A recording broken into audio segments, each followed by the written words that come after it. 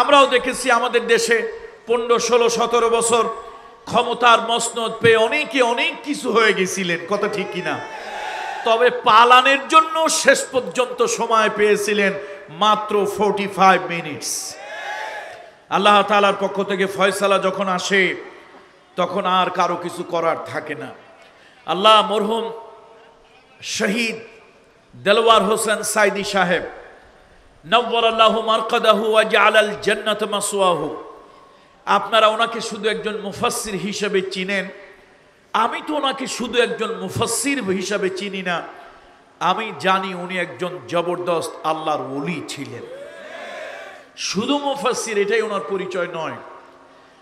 রাসূলুল্লাহ সাল্লাল্লাহু আলাইহি ওয়াসাল্লামের একটা বাণী, ইত্তাকু ফিরাসাতাল মুমিন ফাইন্নাহু ইয়ানজুরু বিনূরিল্লাহ, তোমরা আল্লাহর ওলিদের দৃষ্টিকে ভয় পাও। আল্লাহর ওলিরা এই বাহ্যিক দৃষ্টি নয়, অন্তর দৃষ্টি দিয়ে দেখে তারা কথা বলে। এই জালিমদের জুলমে হুজুর একবার দুঃখ করে বলেছিলেন যে সময় একদিন আসবে সেদিন পালানের জন্য ইঁদুরের গর্ত খুঁজে পাবে না।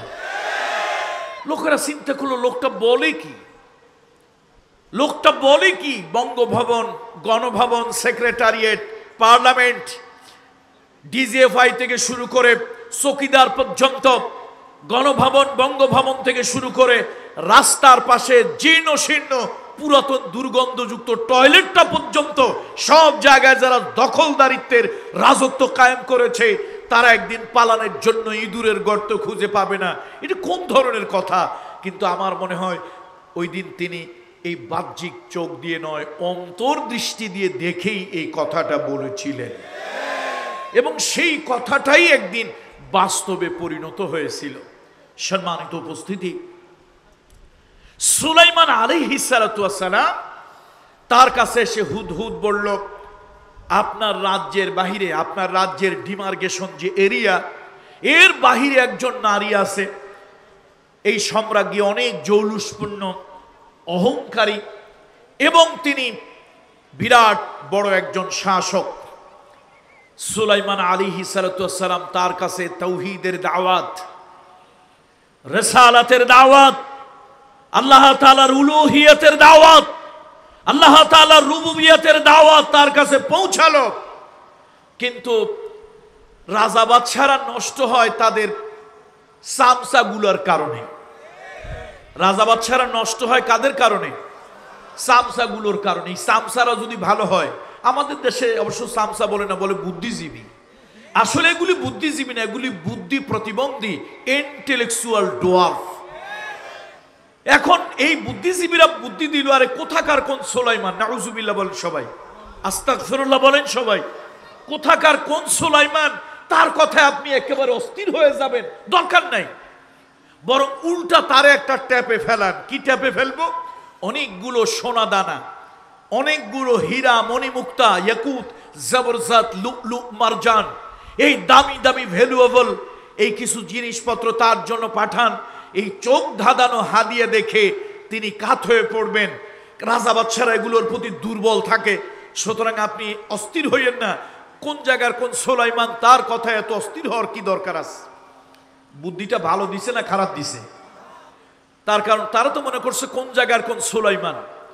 আসলে যে তিনি আল্লাহর পয়গম্বর সুলাইমান, ন্যায়পরায়ণ বাদশাহ সুলাইমান, তিনি যে সত্যিকারে একজন শাসক, অর্থাৎ একজন ন্যায়পরায়ণ শাসক সুলাইমান, এটা তারা বোঝে নাই। ওই আমাদের দেশের ষাঁড় জাফর ইকবালের মতো।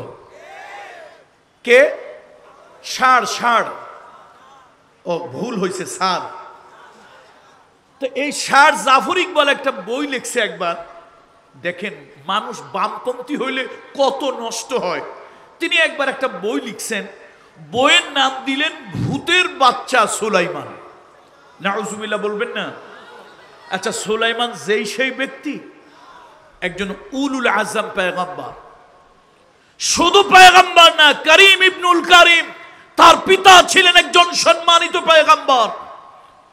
আমরা জাফর ইকবালদের মতো বামপন্থী রামপন্থীদের কাছে জিজ্ঞেস করি, পৃথিবীতে হাজার লক্ষ কোটি মানুষ তাদের কারো নাম আপনি খুঁজে পেলেন না।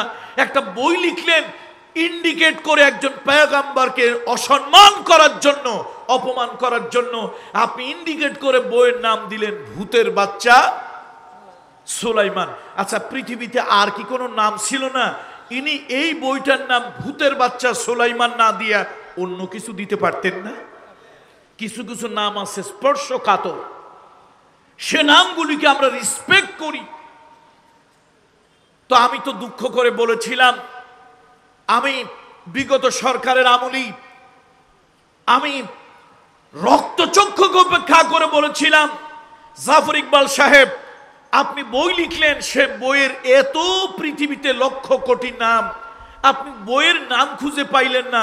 একজন উলুল আজম পয়গম্বর, সম্মানিত পয়গম্বর, যার নাম কোরআনুল কারীমের ভিতরে আছে, এমন একজন পয়গম্বরকে আপনি হেয় করার জন্য, অসম্মান করার জন্য, অপমান করার জন্য বইয়ের নাম লিখলেন ভূতের বাচ্চা সুলাইমান। আপনি যদি আমার কাছে অন্তত জিজ্ঞেস করতেন পীরজাদা কামরুল ইসলাম সাঈদ বা টেকেরহাট দরবারের পীর সাহেব কামরুল ইসলাম সাঈদ, আমি তো একটা বই লিখছি ভাই, নাম খুঁজে পাচ্ছি না, নামটা কি দেই? স্যার আমি আপনাকে দারুণ একটা নাম দিতাম, লক্ষ লক্ষ বই বিক্রি হইতো, আপনি বইটার নাম দিতেন ভূতের বাচ্চা জাফর ইকবাল। বলেন এই নাম যদি দিত বইটা ভালো চলতো না খারাপ চলতো? ভালো চলতো। এই দুনিয়ায় কিছু মানুষ আছে, এদের কাজই হলো খোঁচা মারা, অসম্মান অপমান করা। যা হোক, সুলাইমান আলাইহিস সালাতু ওয়াস সালাম, তার কাছে সেবার রানীর পক্ষ থেকে কিছু উপঢৌকন আসলো। তিনি বুঝতে পারলেন যে তারা তাওহীদের দাওয়াত গ্রহণ না করে আমাকে ঘুষ দিয়া আমাকে বায়াস করার জন্য চেষ্টা করতেছে। তিনি বললেন, তোমরা আমার কাছে জানিয়ে আসছো, এর থেকে অনেক দামি অনেক কিছু আল্লাহ তাআলা আমাকে দিয়েছে। এবার আল্লাহর পয়গম্বর সুলাইমান আলাইহিস সালাম তিনি তার সামনের মন্ত্রীদেরকে যা বললেন, আল্লাহ তাআলা কোরআনুল কারীমের মধ্যে আল্লাহ তাআলা সে কথাটা রেকর্ড করলেন। ক্বালা ইয়া আইয়ুহাল মালাউ আইয়ুকুম ইয়াতিনি বিআরশিহা ক্বাবলা আন ইয়াতুনি মুসলিমিন। ও আমার রাজন্যবর্গ, ও আমার মন্ত্রী পরিষদ, কে আসো তোমাদের ভিতরে? আমি সেবার রানীকে তাওহীদের দাওয়াত দিয়েছিলাম, সে আমার সাথে একটা চালাকি করেছে, ওই দাওয়াত গ্রহণ করেনি, বরং উল্টা আমাকে কনভিন্স করার জন্য, আমাকে বশ করার জন্য দামি দামি কিছু উপঢৌকন, সোনা দানা, হীরা মণি মুক্তা দিয়ে পাঠিয়েছে। আমি ওইগুলি নেই নাই, ফেরত দিয়েছি। আমি তাকে বলেছি সে যেন এসে আমার সাথে দেখা করে এবং সে যেন ইসলাম গ্রহণ করে, আত্মসমর্পণ করে। সুবহানাল্লাহ। মহিলা ছিল জ্ঞানী। এবার সে তার লোকজনদেরকে ডেকে বলল, শোনো, তোমরা যা ভাবছো তা না। সুলাইমান আলাইহিস সালাম এরকম দুনিয়ার সাধারণ কিছু সম্পদের জন্যই যদি লালায়িত হতেন, তাহলে তিনি এই সম্পদগুলি গ্রহণ করতেন, বরং তিনি উল্টো ফেরত পাঠিয়েছে। আমার মনে হয় এমন একজন সম্মানী পয়গম্বর, এমন একজন ন্যায়পরায়ণ বাদশার সাথে কোনো সংঘাতে যাওয়া ঠিক হবে না। আমি সিদ্ধান্ত নিয়েছি, ডিটারমাইন্ড হয়েছি, আমার রাজ্য ছেড়ে আমি সুলাইমান আলাইহিস সালামের রাজ্যে যাব এবং তার সাথে দেখা করে আমি আত্মসমর্পণ করব, ইসলাম গ্রহণ করব। সুলাইমান আলাইহিস সালাম এই রানী বিলকিসের সিংহাসনটা, যে চেয়ারে তিনি বসতেন, এটা ছিল চমকপ্রদ। পৃথিবীর এমন কোন দামি ডায়মন্ড ছিল না যেই ডায়মন্ড তার সেই স্বর্ণ খচিত চেয়ারের ভিতরে লাগানো ছিল না। অনেক দামি তার রাজ সিংহাসন। সে চিন্তা করল, এই রাজ সিংহাসনটাকে একটা সুদৃঢ় দুর্গের ভিতরে আটকে রাখবো। সেনাবাহিনীকে দায়িত্ব দিল, আমি কয়েকদিনের জন্য আমি যাচ্ছি সুলাইমান আলাইহিস সালামের সঙ্গে দেখা করতে। এখন আমি আমার অবর্তমানে এই চেয়ার, এই গদিতে কেউ যেন বসে না পড়ে, সুতরাং তোমরা এই চেয়ার পাহারা দেবে। সুদৃঢ় দুর্গের ভিতরে চেয়ার থাকবে, আর সেনাবাহিনী 24 আওয়ার্স 24 ঘন্টা আমার এই চেয়ার পাহারা দেবে।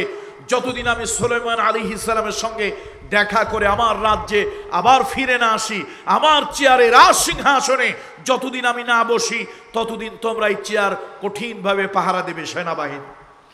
সুলাইমান আলাইহিস সালাম চিন্তা করলেন, তোমার সেনাবাহিনীর ক্ষমতা বেশি নাকি আমি আল্লাহ আমাকে যেই মুআজিজা দিয়েছে এই ক্ষমতা বেশি? বেটি মানুষ, মহিলা মানুষ, চিটাগাঙ্গের ভাষায় কি কয় এটারে? মহিলারে কি কয়? মাইয়া মানুষ, মাইয়া ফোয়া। এই মাইয়া ফোয়া, তোমারে আমি একটু দেখাইতে চাই যে পাওয়ার কার বেশি। সুলাইমান আলাইহিস সালাম বললেন, শোনো, আমার কাছে সংবাদ এসেছে রানী বিলকিস আমার সাথে দেখা করার জন্য, আত্মসমর্পণ করার জন্য, ইসলাম কবুল করার জন্য সে আসতেছে। আমি চাই তার আগে, আসার আগেই তার রাজ সিংহাসনটা আমার সামনে এনে দেবে এবং তার রাজ সিংহাসনে আমি তাকে বসতে দেব। সে অবাক হবে, হতবাক হবে, আমার কে আল্লাহ তাআলা কি ক্ষমতা দিয়েছে সে উপলব্ধি করতে পারবে, কে আসো এই কাজটা করতে পারবে। দেখেন আল্লাহ তাআলা কি সুন্দর করে সে কথাটা বলেছে। قال يا أيها الملأ أيكم يأتيني بعرشها قبل أن يأتوني مسلمين। আমার সাথে কাছে আত্মসমর্পণ করার আগে ওই রাজ সিংহাসন, চেয়ারটা, ক্ষমতা, গদিটা, গদি কোন আপনারা, তাই না? জালো জালো আগুন জালো, অমুকের গদিতে আগুন জালো একসাথে, ওই গদিটা কে এনে দিতে পারবে? এখন দেখেন আল্লাহ কোরআন শরীফে কি বলতেছে। ক্বালা ইফরিতুম মিনাল জিন্নি আনা আতিকা বিহি ক্বাবলা আন তাকুমা মিন মাকামিকা ওয়া ইন্নী আলাইহি লাকাওয়িয়্যুন আমিন। সুলাইমান আলাইহিস সালামের দরবারে একজন শক্তিশালী জিন ছিল, নাম হলো ইফরিত। অবশ্য কেউ কেউ বলেন না এটা তার উপাধি। বিরাট বড় একজন দেহ, বিরাট বড় দেহ, বিরাট বড় শক্তির অধিকারী ছিল। সে উঠে বলল, আল্লাহর পয়গম্বর, ও আল্লাহর পয়গম্বর, ও আল্লাহর নবী, এই রাজ সিংহাসনটা, রানী বিলকিসের গদিটা আমার কাছে দেন, আমি নিয়ে আসব। তার সেনাবাহিনী পাহারা দিয়ে আছে। সারা দুনিয়ার সেনাবাহিনী যদি এক জায়গায় পাহারা দিয়ে রাখে, তারপর আমার কিছু করতে পারবে না। আমি আমার শক্তি দিয়া ওই রাজ চেয়ারকে, রাজ সিংহাসনকে আপনার কাছে এনে দেব। আপনি আর আমি হইলে চিন্তা করতাম শক্তি দরকার, কিন্তু সুলাইমান আলাইহিস সালাম তিনি আল্লাহর পয়গম্বর এটা চিন্তা করলেন না। তিনি একটু ভাবলেন। এমন সময় একজন লোক, ক্বালাল্লাযী ইনদাহু ইলমুম মিনাল কিতাবি আনা আতিকা বিহি ক্বাবলা আন ইয়ারতাদ্দা ইলাইকা তারফুক। একজন ব্যক্তি উঠে বলল, ও আল্লাহর পয়গম্বর, ইনদাহু ইলমুম মিনাল কিতাব। আল্লাহু আকবার। একটা লোক উঠে বলল, পয়গম্বর এই কাজটা আমার দেন। ইনদাহু, দেখেন কোরআনের ভাষা, কোরআনের শব্দ চয়ন দেখেন, ইলমুম মিনাল কিতাব। এমন একটা লোক উঠে বলল যার কাছে জ্ঞান আছে। কি আছে বলেন তো? জ্ঞান। একটা লোক উঠে বলল, হুজুর, পয়গম্বর, এই যে কাজটা, সেনাবাহিনী চতুর্দিক দিয়ে ঘিরে আছে, রানী বিলকিসের সেই ক্ষমতার মসনদটা, সিংহাসনটা ধরে আছে, আপনি আমাকে দায়িত্ব দেন, আপনি এখান থেকে ঘুরে দাঁড়াবেন, চোখের পলকের আগে ওই জিনিসটা আপনার সামনে এনে আমি হাজির করে দেব। কোরআনের কথা, কিসসা কাহিনী না, গল্প না, কোরআন বলছি। ইনদাহু ইলমুম মিনাল কিতাব। এখন আপনার আমার মতো যদি এই পেঁয়াজ আর গরুর গোশত খাওয়া মোটা বুদ্ধি হইতো, তাহলে আপনি আর আমি হইলে ওই যে বেটা মোহাম্মদ আলী কেলের মতো বিরাট বড় কুস্তিগিরের মতো দেহ আছে, ক্ষমতা আছে, আপনি আর আমি হইলে ওই ক্ষমতার লোকের হাতে দিতাম, যাও বাবা তুমি এই কাজটা করে দাও। কিন্তু কোরআন কি বলতেছে? কোরআন বলতেছে না হযরত সুলাইমান আলাইহিস সালাম তাকে এই দায়িত্বটা দিলেন না। এই যে সেনাবাহিনী পরিবেষ্টিত দামি সেই রাজ সিংহাসন, সেই অত্যন্ত জৌলুসপূর্ণ ক্ষমতার মসনদ, ক্ষমতার চেয়ার টানার জন্য সুলাইমান আলাইহিস সালাম সেই ইফরিতকে দায়িত্ব দেন নাই, সেই জিনের ভিতরে শক্তিশালী জিনটাকে দায়িত্ব দেন নাই। তিনি দায়িত্ব দিলেন কাকে? ইনদাহু ইলমুম মিনাল কিতাব, যার কাছে জ্ঞান আছে তাকে দায়িত্ব দিলেন। বন্ধুরা, আমি মূলত এই জায়গা থেকে কেন তেলাওয়াত করলাম? আমি তো অন্য কোনো জায়গা থেকে আলোচনা করতে পারতাম। মূলত আমার তেলাওয়াত করার উদ্দেশ্য হলো আজকে ইসলামী আন্দোলনের কর্মী যারা আছেন, দ্বীনের মুজাহিদ যারা আছেন, আজকে মাঠ পর্যায় থেকে সর্বোচ্চ পলিসি মেকার পর্যন্ত দ্বীনের দাওয়াতি কাজ যারা করেন, শোনেন, এক কাটে ধারে এক কাটে ভারে, সব কাজ গায়ের শক্তি দিয়ে হয় না, কিছু কিছু কাজ জ্ঞানের শক্তি দিয়েও চালাতে হয়। এই মেসেজটা দেওয়ার জন্যই মূলত, এই মেসেজটা দেওয়ার জন্যই মূলত আমি আজকে এখান থেকে তেলাওয়াত করেছি। দেখেন, মুসা আলাইহিস সালাম বক্তৃতা দিতেছিলেন, পয়গম্বর মুসা বক্তৃতা দিতেছিলেন। তিনি বক্তৃতার মধ্যে এই ধারণা দিলেন যে বর্তমান পৃথিবীর সবথেকে বড় জ্ঞানী আমি।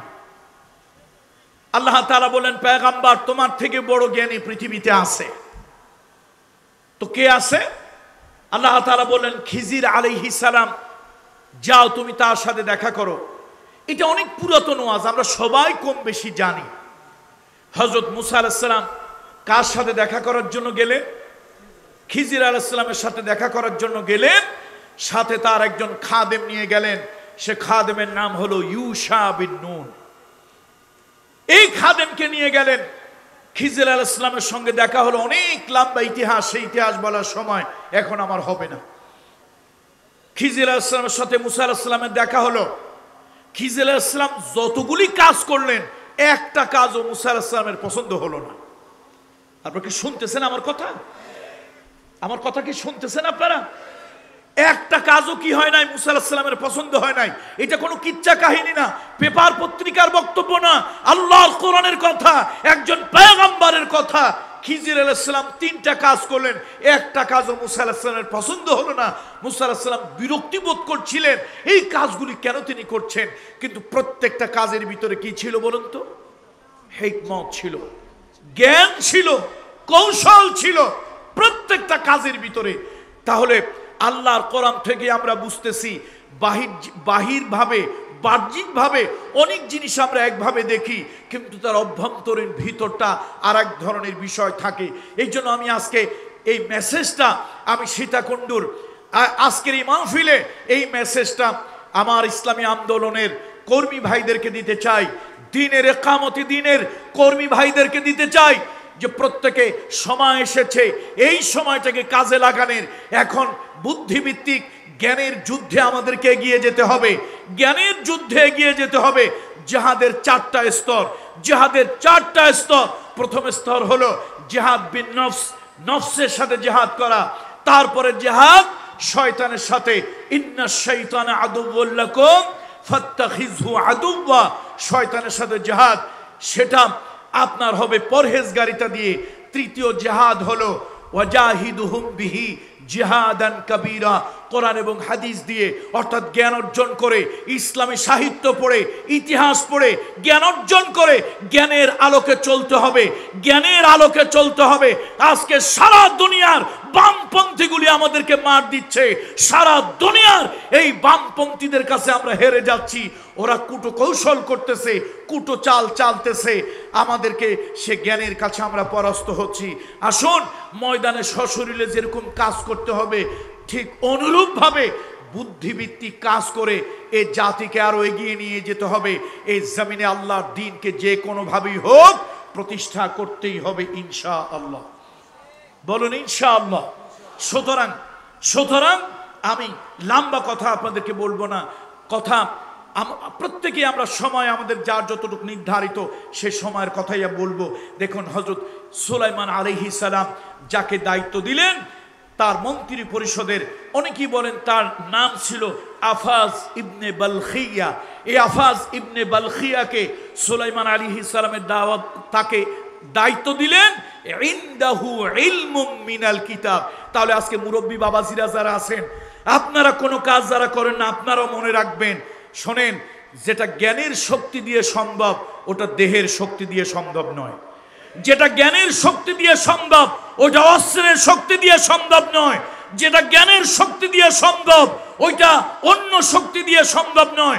সুতরাং আমাদেরকে পাওয়ার অর্জন করতে হলে নলেজ ইজ পাওয়ার, জ্ঞান হলো একটা শক্তি। আল্লাহ তাআলার পয়গম্বর কোরআনুল কারীমের সূরা নামলের ভিতরে আমাদেরকে স্পষ্ট বুঝিয়ে দিলেন, শোনো, যদি আমি গায়ের শক্তিকেই জোর দিতাম তাহলে আমি ইফরিতকে দায়িত্ব দিতাম জ্ঞান ওই রানী বিলকিসের সিংহাসন নিয়ে আসার জন্য, কিন্তু আমি তাকে দায়িত্ব না দিয়ে আমি দায়িত্ব দিলাম আফাজ ইবনে বলখিয়াকে। ইনদাহু ইলমুম মিনাল কিতাব, জ্ঞানের আলো যার কাছে ছিল, কিতাবের ইলম যার কাছে ছিল, তাকে হযরত সুলাইমান আলাইহিস সালাম দায়িত্ব দিলেন। এবং তিনি বললেন, তিনি যখন সেই সিংহাসন সুলাইমান আলাইহিস সালামের সামনে হাজির করলেন, তখন তিনি সুলাইমান আলাইহিস সালাম আল্লাহর শুকরিয়া আদায় করলেন, আল্লাহর শুকরিয়া আদায় করলেন, আল্লাহর প্রশংসা করলেন। বন্ধুরা আমার, আল্লাহর প্রশংসা করলেন। তাহলে বোঝা গেল জ্ঞান আল্লাহ তাআলার একটা স্পেশাল একটা নিয়ামত, স্পেশাল একটা নিয়ামত। সে জ্ঞান আমাদেরকে অর্জন করতে হবে, জ্ঞানের আলোকে আগাতে হবে। ইসলামী আন্দোলনের কর্মী ভাইরা, আমরা কি জ্ঞান অর্জন করে এই জমিনে আমরা আল্লাহর দ্বীন প্রতিষ্ঠা করব? আগামী বাংলাদেশ কোন নাস্তিকের বাংলাদেশ হবে না, আগামী বাংলাদেশ কোন মুরতাদের বাংলাদেশ হবে না, আগামী বাংলাদেশ হবে জ্ঞানী গুণী দ্বীনপন্থী ইকামতপন্থী ইসলামপন্থীদের বাংলাদেশ। আমরা রাজি আছি কিনা বলেন? রাজি আছি তো আমরা? ভয় পান, সব জায়গায় শক্তি দরকার নাই, সব জায়গায় শক্তি দরকার নাই। আপনারা জ্ঞানের শক্তি দিয়ে অনেক সময় পারবেন। তবে মুজাহিদেরা মাঠে যদি কাজ করে, আল্লাহ তাআলা মুজাহিদেরা মাঠে যদি কাজ করে, আল্লাহ তাআলা তাদের সাহায্যকারী হয়ে যায়। বন্ধুরা আমার, গত অক্টোবরে আমি একটা সফরে গিয়েছিলাম জর্ডান। এই জর্ডান বাইতুল মুকদ্দাস মসজিদের প্রায় অ্যাপ্রক্সিমেট 20-25 কিলোমিটারের কাছাকাছি আমরা চলে গেছি। কিন্তু আমরা ইসরায়েলের কঠিন নজরদারি এবং কঠিন অবস্থার কারণে আমরা জর্ডান থেকে সেখানে যেতে পারলাম না। তো ফিরে আসব, একজন বললেন এখানে একজন পয়গম্বরের কবর আছে। কোন পয়গম্বর? ইউশা বিন নুন আলাইহিস সালাম। এই যে একটু আগে যার কথা বললাম, মুসা আলাইহিস সালামের দোয়ায় দুইজন ব্যক্তিকে আল্লাহ তাআলা নবুয়ত দিয়েছিলেন। একজন হলো তার ভাই হারুন আলাইহিস সালাম, আর একজন হলো মুসা আলাইহিস সালামের খাদেম ইউশা বিন নুন আলাইহিস সালাম। তো আমরা গেলাম তার কবরটা জিয়ারত করার জন্য। পুরা জর্ডানে ইসলামিক কালচারাল ড্রেস, দাড়ি, টুপি, পাঞ্জাবি, পাগড়ি, এগুলো আমি সুন্নত না বললো, আমি বলবো এটা ইসলামিক কালচারাল ড্রেস। নিঃসন্দেহে এটা মুসলমানদের একটা সভ্যতা সংস্কৃতির পোশাক, এতে কোনো সন্দেহ নাই। আমরা পুরা জর্ডানে এরকম কোনো পোশাকওয়ালা লোক পাইলাম না। ওখানে গিয়ে একজন লোক দেখলাম, মাশাআল্লাহ, দাড়ি আছে, টুপি আছে, গায়ে পাঞ্জাবিও আছে। আমরা দেখে খুশি হলাম, সালাম দিলাম। জিজ্ঞেস করলো, মিন আইনা আনতুম, তোমরা কোথা থেকে আসছো? বললাম, জিনা মিন বাংলাদেশ, আমরা বাংলাদেশ থেকে আসছি। উনি 7 মিনিটের একটু বেশি, 8 মিনিটের একটু কম একটা বক্তৃতা দিলেন কোরআনের হাদিস থেকে। বিশ্বাস করেন, গায়ের লোমগুলো সুয়ের মতো দাঁড়িয়ে গেল, সূচের মতো। তিনি আমাদেরকে এই সংক্ষিপ্ত সময় শুধু একটা কথা এই 7 থেকে 8 মিনিটের ভিতরে কোরআনের হাদিস দিয়ে বুঝাতে চাইলেন, এ মুসলমান, কেন তোমরা পৃথিবীতে ভয় পাও? পৃথিবীতে মুসলমান কোনোদিন সংখ্যার কারণে বিজয় হয় নাই, পৃথিবীতে মুসলমান কখনো অস্ত্রের কারণে বিজয় হয় নাই, পৃথিবীতে মুসলমান কখনো দুনিয়ার ভূখণ্ডের কারণে বিজয় হয় নাই। মুসলমানরা পৃথিবীতে বিজয় হয়েছে আল্লাহর ঈমানের জোরে। কথা কোন ঠিক কিনা? বন্ধুরা আমার, উনি একটা হাদিস আমাদেরকে শোনাইলেন, আমি সত্যি অবাক হলাম। তিনি হাদিসটা সহিহ হাদিস, আলবানী রাহিমাহুল্লাহু তাআলা এই হাদিসটাকে সহিহ করেছেন। ইন্না শামসা লাম তুহবাস ইল্লা লিইউশা বিন নুন লায়ালি সারা ইলা বাইতুল মুকদ্দাস। সূর্য কখনো পৃথিবীতে কারোর জন্য স্থির হয় নাই, সূর্য কখনো পৃথিবীতে কারোর জন্য দাঁড়ায় নাই। এই পৃথিবীতে কত জাদরেল এসেছে, জেনারেল এসেছে, বিরাট বড় বড় লোক এসেছে, সূর্যটা এক সেকেন্ড কারোর জন্য দাঁড়ায় নাই। আমেরিকার প্রেসিডেন্টের জন্য নয়, আকাশের সূর্য দাঁড়িয়ে গিয়েছে সময়ের গতিকে। আল্লাহ তাআলা সহিহ বুখারী মুসলিমের হাদিস, সূর্যের গতিকে, সময়ের গতিকে আল্লাহ স্তব্ধ করে দিয়েছিলেন। এই ইউশা বিন নুন কিছু যুবক নিয়ে গিয়েছিলেন বাইতুল মুকদ্দাস জালিমদের হাত থেকে উদ্ধার করার জন্য। তারা যখন যুদ্ধের ময়দানে এগিয়ে গেলেন, তারা বিজয় হয়ে সামনের দিকে যাচ্ছে, ইহুদিরা ষড়যন্ত্র করলো। আজকে হলো ইয়াউমুল জুমা, সূর্যটা ডুবে গেলে ইয়াউমুস সাbt, শনিবার। তারা যেভাবে এগিয়ে আসতেছে তাদেরকে প্রতিহত করার মতো কোনো ক্ষমতা আমাদের নাই। সুতরাং কোনোভাবে ওই যে দেখেন না, খেলায় যখন এক পক্ষ দেখে নিশ্চিত পরাজয়, তখন তারা টাইম কিল করে, সময় ক্ষেপণ করে। এই ইহুদির বাচ্চাগুলি, ষড়যন্ত্রকারীগুলি, তারা সময় ক্ষেপণ করতে লাগলো কিভাবে টাইম পাস করা যায়। সূর্য ডুবে গেলেই, জুমার দিনে সূর্য ডুবে গেলে ইয়াউমুস সাbt, শনিবার, শনিবার অস্ত্র ধরা হারাম, তরবারি ধরা হারাম, রক্তারক্তি হারাম, মারামারি হারাম। সুতরাং আমরা গোটা শনিবার আমাদের সমমনা লোকদেরকে জমা করব, সেনাবাহিনী তৈরি করব, রবিবার দিন একটা ফাইনাল খেলা দেখাবো, ইউশা বিন নুনকে আমরা হটিয়ে দেব। কিন্তু ইউশা বিন নুন মুজাহিদ আল্লাহর কাছে ফরিয়াদ করলেন, বার ইলাহি, এই সূর্য কারোর জন্য দাঁড়ায়নি, সময়ের গতি 8 সেকেন্ড কারোর জন্য স্তব্ধ হয়নি। আয় আল্লাহ, তোমার কাছে ফরিয়াদ করছি, সূর্যকে থামিয়ে দাও, সময়ের গতিকে স্তব্ধ করে দাও। আজকে যেভাবে আমরা আগাচ্ছি, ঈমানের যে পাওয়ার, ঈমানের যে শক্তি, ঈমানের যে কুওয়াত নিয়ে আগাচ্ছি, আমরা অল্পক্ষণের ভিতরে বাইতুল মুকদ্দাস আমাদের অধীনে আমরা নিয়ে আসব। আল্লাহ, সূর্য যদি ডুবে যায় তাহলে ওরা অস্ত্র সংগ্রহ করবে, সেনাবাহিনী সংগ্রহ করবে, লোকবল সংগ্রহ করবে। আগামী রবিবার হয়তো আমরা পারবো না। আল্লাহ, তোমার কাছে সাহায্য চাই। রাসূলুল্লাহ মুহাম্মদ রাসূলুল্লাহ সাল্লাল্লাহু আলাইহি ওয়াসাল্লাম বলেছেন, আল্লাহ মুজাহিদের দোয়া শুনেছিলেন এবং সূর্যের গতিকে আল্লাহ স্তব্ধ করে দিলেন। এখন ইহুদিরা, এই ষড়যন্ত্রকারীরা দেখে কি ব্যাপার, সন্ধ্যার হয় না, সন্ধ্যার হয় না। এরপরে তারা জিহাদ করতে করতে বাইতুল মুকদ্দাস তাদের অধীনে নিয়ে গেল। হঠাৎ করে দেখা গেল রাত হয়ে গেছে। কোথা থেকে হলো? সূর্যকে আল্লাহ তাআলা আটকে দিয়েছিলেন। এই মুসলমান, এটা কোনো কিচ্ছা কাহিনী নয়, সহিহ হাদিস। আলবানী রাহমাতুল্লাহ আলাইহি এটাকে সহিহ বলেছেন। একাধিক হাদিসের কিতাবের ভিতরে দুইটা ভিন্ন ভিন্ন সনদ এবং মতনে এই হাদিসটা এসেছে। সুতরাং মুহাম্মদ রাসূলুল্লাহ বলেছেন, সূর্য পৃথিবীতে কোনো জাদরেল, কোনো জেনারেল, কোনো প্রেসিডেন্ট কারোর জন্য সূর্য 8 সেকেন্ড দাঁড়ায়নি, যেটা দাঁড়িয়েছে হযরত ইউশা বিন নুন এই মুজাহিদদের জন্য। সুতরাং আসুন আমরা আগামী দিন এই বাংলা শায়েখ কাজী ইব্রাহিম সাহেব হাফেজাহুল্লাহ, উনি বলবেন কথা, উনি স্বপ্ন দেখতেছেন, ওনার অন্তর্দৃষ্টি দিয়ে উনি স্বপ্ন দেখতেছেন। সুতরাং আসুন, সংখ্যায় আমরা যাই হই, বুদ্ধিতে আমরা এগিয়ে যাব, আর ঈমানের পাওয়ারে আগামী দিনের বিজয়ী আমরাই হব ইনশাআল্লাহ।